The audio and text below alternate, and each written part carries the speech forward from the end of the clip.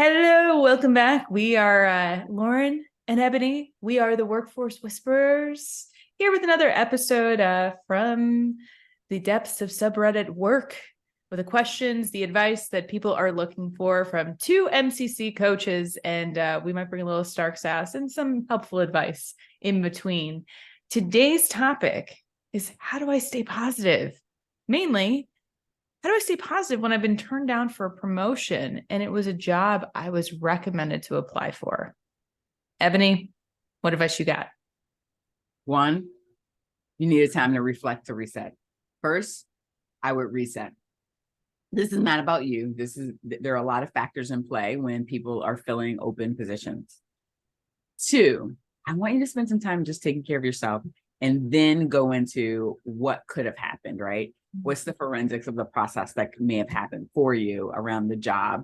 I would also begin to talk to the person who recommended you and say, hey, what made the other candidate a bit more attractive? Are there gaps in skills in my resume I need to upskill or reskill in order for me to be the preferred candidate for the next role? What you don't know is what the staffing deployment and development plan looks like. They may have decided that, hey, you may be better in a future role we have coming up in 2 months, and we want to leave you open and not have you switch jobs again in that short period of time. It's not always that you were rejected. Very few times is you were rejected.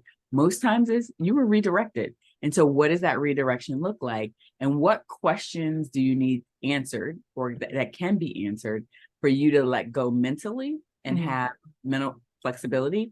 And which ones should you just say, hey, the world is working for me and not against me? What's your thoughts? The big thing that's coming up for me is when I look at this question about staying positive is to be honest, like you're disappointed. And I think to not honor that feeling is kind of compartmentalizing it or really like putting a role on and not being yourself. So feel the feels, channel it, maybe have a conversation with a friend, probably not at work, outside of that environment. And then think about like, how do you want to show up tomorrow? How can you turn this around? Because no one owes you a promotion. And the fact that you applied for it sounds like this was an open role. So even though someone recommends you for it, like that's awesome. That means that someone is your sponsor or your ally or advocate. But until there's something in writing, until there is an absolute like signed on the dotted line contract, it's not guaranteed. And you're going to have more disappointments like this in the future. So the more that you can kind of flex this resilience of how do I handle things that don't go the way that I expect them to, is going to equip you to rebound faster later on in your career and show up as a professional and also strategize going forward. I 100% agree with you. And the other thing I would say, if you're looking at the emotional scale, going from disappointment to overwhelm, then either frustration or impatience, pessimism, boredom, and then contentment. You need to move yourself up the emotional scale. You won't be able to go from disappointment to positive. And that's why I advocated for the reset period. That reset and then reflect period is that time for you to move yourself up the emotional scale so that you can truly be positive and not pretend.